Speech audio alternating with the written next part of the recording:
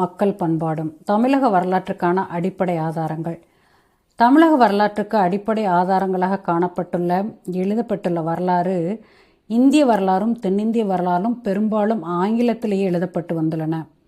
தமிழில் வெளியாகியுள்ள வரலாறுகள் பெரும்பாலும் ஆங்கில மொழியின் அடிப்படையாகவோ அல்லது அதை மொழிபெயர்க்கப்பட்டோ எழுதப்பட்டு வந்துள்ளது.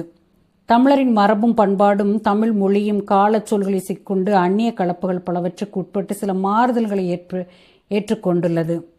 பழந்தமிழகத்தின் வரலாறானது பண்டைய எகிப்து, பாபிலோனியா, சுமேரியா, ரோம், கிரீஸ் ஆகிய நாடுகளின் வரலாறுகளுடன் தொடர்பு கொண்டுள்ளது.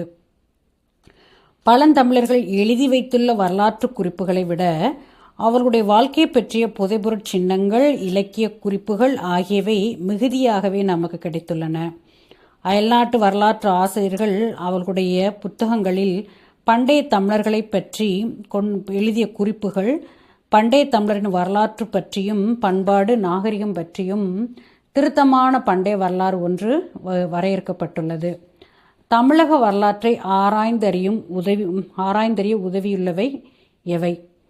வரலாற்றுக்கு தமிழக வரலாற்றுக்கு முற்பட்ட காலம், சங்ககாலம், பல்லவர் காலம், பாண்டியர் சோழரின் பேரரசு காலம், மத்திய காலம், பிற்காலம் என 6 காலங்களாக வரையறுத்து கொள்ளலாம். இந்த காலங்களில் வாழ்ந்து வந்த தமிழரின் வாழ்க்கை வரலாறுகளை ஆராய்ந்து அறிவதற்கு நமக்கு உதவியுள்ளவை புதைபொருட்கள், சங்க இலக்கியங்கள், தமிழ்நாட்டை பற்றி அயல்நாட்டு வரலாற்று நூல்களில் காணப்படும் குறிப்புகள், புராணங்கள், சமய இலக்கியங்கள், கல்வெட்டுகள், நாணயங்கள், முஸ்லிம் வரலாற்று ஆசிரியர்களின் குறிப்புகள், பிரிட்டிஷ், பிரெஞ்சு, கிழக்கிந்திய கம்பெனிகளின் அரசாங்கங்கள் ஆகியவற்றின் ஆவணங்கள், டச்சு, போர்ச்சுகீசிய பாதிரிகளின் நாட்குறிப்புகள், கடிதங்கள், அறிக்கைகள், புதுச்சேரி ஆனந்தரங்கம் பிள்ளையின் நாட்குறிப்பு போன்ற ஆவணங்களாகும். பிற்கால வரலாற்றுக்கு இந்திய விவரங்களின் ஆவணங்கள் மிக பயன்படுத்தப்பட்டுள்ளன. தமிழகத்தின் கோயில்களிலும் குகைகளிலும் அமைக்கப்பட்டுள்ள சிற்பங்களும் தீட்டப்பட்டுள்ள ஓவியங்களும் அச்சமய காலத்தின் மக்களின் கலை வளர்ச்சியை எடுத்துக்காட்ட உதவுகின்றன.